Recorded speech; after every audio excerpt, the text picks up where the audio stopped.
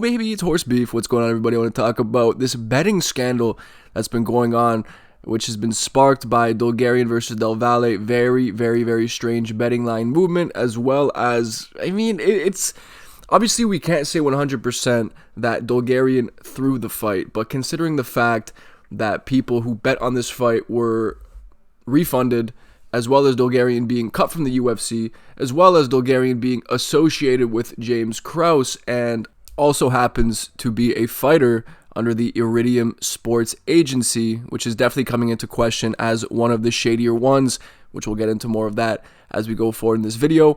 But yeah, man, I thought a fun idea for a video would be going through some recent shady results, because I feel like quote-unquote conspiracy theorists have been vindicated now with this scandal, right? Our eyes do not deceive us. Some of these results are just too shady to be real. Although I'm not saying that all of the fights that I speak about in this video were 100% rigged, no, but I feel like it would be fun to go through and maybe theorize as to which fights were actually rigged, because apparently over 100 fights have been flagged. So that puts a ton of fights into question. But I will say a lot of the information in this video does come from Harry Mack, and I'm not sure exactly how credible he is. But apparently he's been speaking about this particular problem for a long time now, and now he's being vindicated. And I believe that does give some credibility to his name a bit. But still take the tweets that I show from Harry Mack with a grain of salt. But an interesting part of this particular tweet is where he mentions that the over 100 flagged UFC fights include 2 additional fights from that Steve Garcia versus David Onama card, and I have an idea as to which fights they might be. At least one of them, and that's the main event, Steve Garcia versus David Onama. I mean, you could say this is a coincidence, and you know what? It probably is. Steve Garcia is a damn good fighter, and I'm not saying that he couldn't have finished David Onama organically without the fight being fixed, but I do have to point out the fact that David Onama is a former protege of James Krause, right? He is associated with James Krause, and Steve Garcia Jr. happens to be a fighter under the Iridium Sports Agency. And if you're wondering how James Krause is linked to Iridium Sports Agency, it's because he sold his ownership of Glory MMA to Joe Wooster, who is an Iridium Sports agent. And the Iridium Agency, as I said, also happens to have some fighters who have been involved in some potentially shady fights. But as the article states, Krause and Wooster have actually had a long-standing relationship prior to this business deal.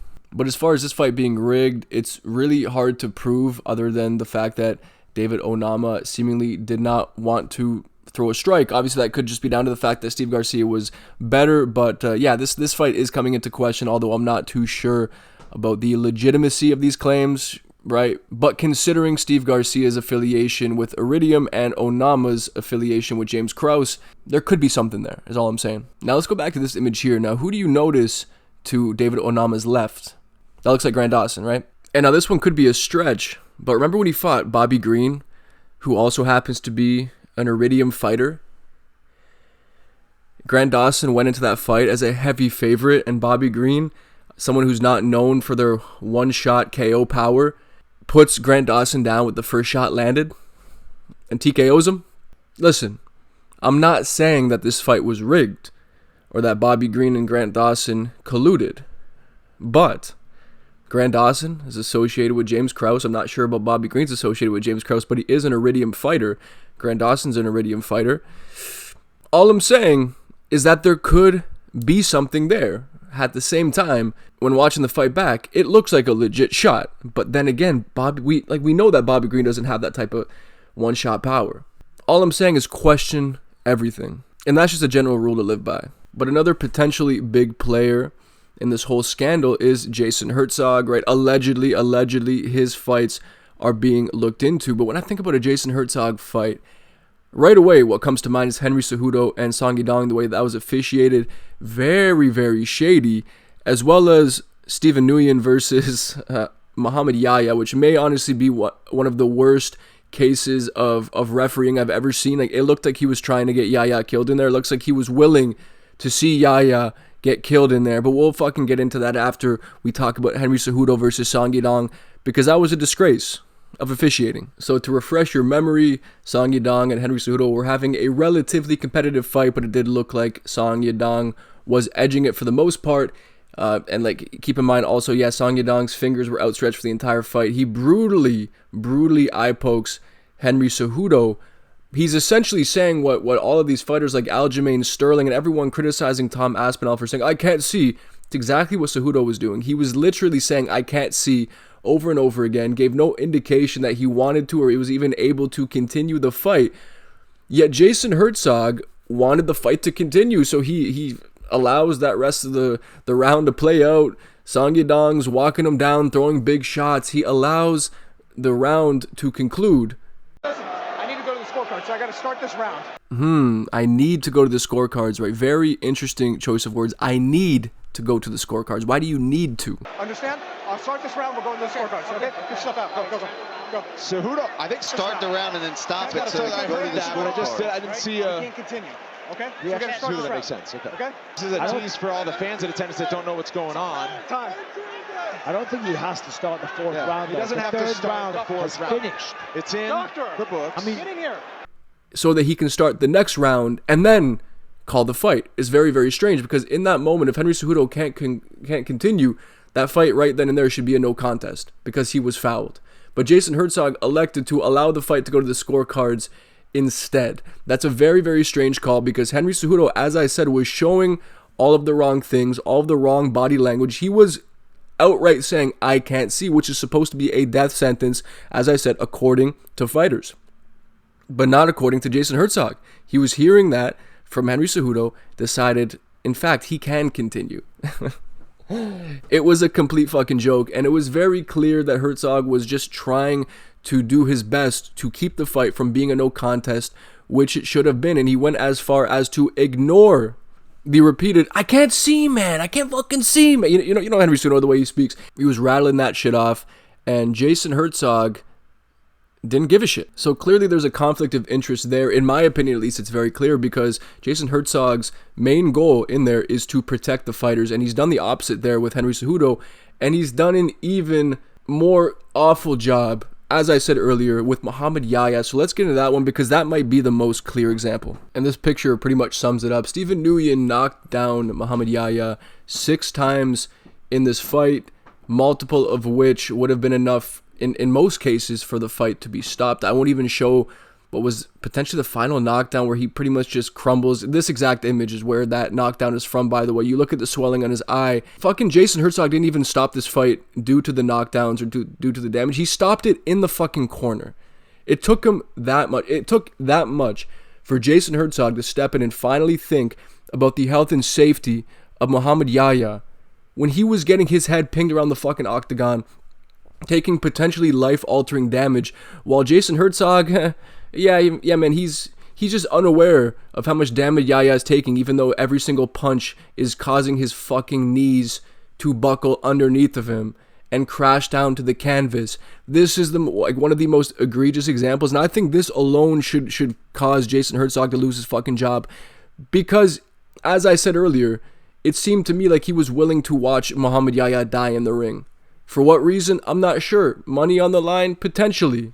But as I said, this fight is enough to put Jason Herzog's integrity into question, 100%. Or how about Jared Cannonier versus Nasruddin Imavov? Now, in this case, he was definitely looking out for the health and safety of Jared Cannonier, but to a ridiculous degree. Cannonier was presumably recovering from the big right hand that Imavov landed. Imavov wasn't really landing a whole lot while he had Jared Cannonier hurt.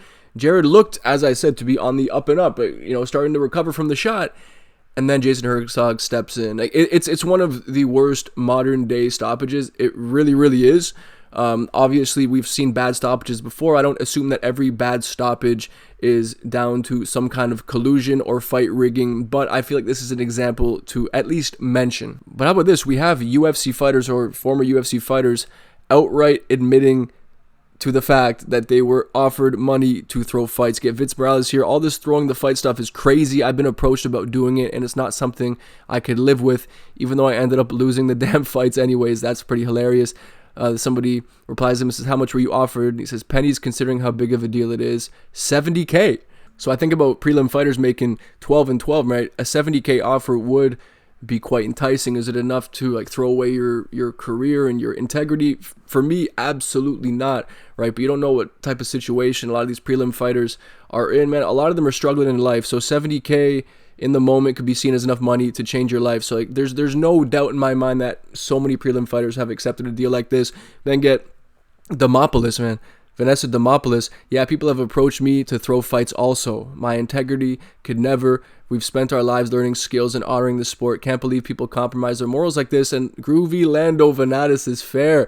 I was approached 7 times to throw a fight. My record reflects my integrity. Now, when I read that part about my record, I decided to look into a couple of fighters, and I found one in particular with a somewhat shady record considering the clear skills that they do possess, and that's Ode Osborne, who also happens to be an Iridium fighter. Now, I'm not saying that just because he is a good fighter on paper, a great fighter on paper with high-level skills, right, and the fact that he has a 13-9 record is shady, right? Not that in and of itself, right? Because he's in the flyweight division. It's pretty competitive, but we've seen Ode Osborne hang in there with some top fighters at flyweight. So in my opinion, the 13-9 record, as well as the fact that he is an Iridium fighter, is enough to at least raise a question, but it's just not enough, man, because fucking Ode Osborne, he's good, but he isn't elite at the same time, and him having a 13-9 record, it doesn't exactly fit the skill set, but it could be totally organic. However, now that we're looking into Iridium fighters, dude, it's hard not to see fire where there's smoke. You know what I'm saying?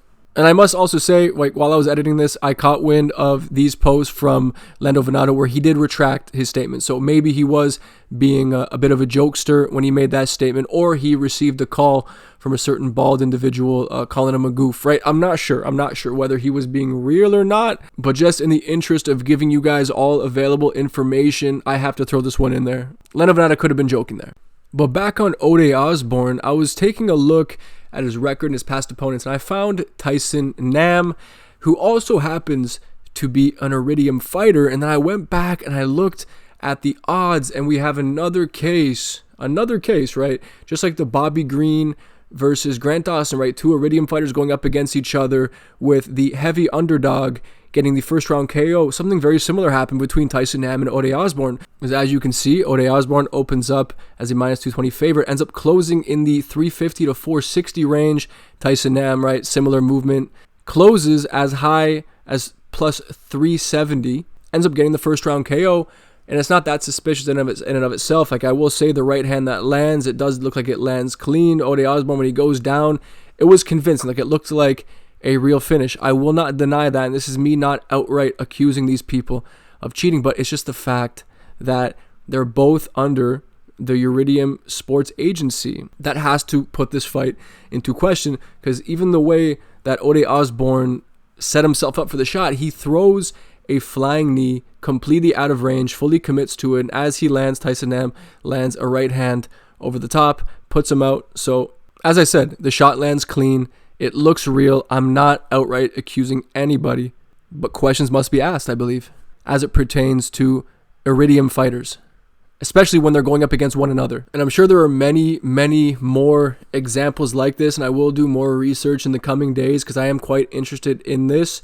This could mean absolute devastation for the UFC. The entire legitimacy of the organization is coming into question as a result of this. Now, it sucks, right? As a fan, I don't want to believe that over 100 fights in the UFC have been rigged, right? Because in my opinion, it's probably a lot more than we think. And that is an unfortunate reality that I guess I have to face, and we all have to face potentially as MMA fans. But will the FBI even find any wrongdoing here? I am quite doubtful. It appears to me like Dana White and the UFC have positioned themselves quite strategically to be in the good graces of the current administration as well as the FBI. So I'm very doubtful. And I think this goes very deep. I think it does. And things will likely get very messy in the coming days, weeks, months, years, potentially. But let's see how things go, right? If more fighters come forward with their own accounts of being offered fucking bribes, then you know I'll make follow-ups on this 100%. And as I said, I will continue to do my own research on this. Now, of course, I will say that nothing that I've claimed in this video is a fact, right? Aside from Jason Herzog being a terrible ref in certain instances, and certain fighters being under Iridium Sports Agency, right? Everyone who I've named as a client of Iridium Sports Agency is 100% the truth. But as far as the fights that I've outlined here as being potentially rigged, listen, none of that is 100% facts. It is all conjecture, but at the same time, as I always say, where there's smoke, there is fire. Question everything, and don't be surprised if many of your favorite fighters are implicated in this as well. But anyway, guys, I appreciate you watching, and I'll see you on the next one.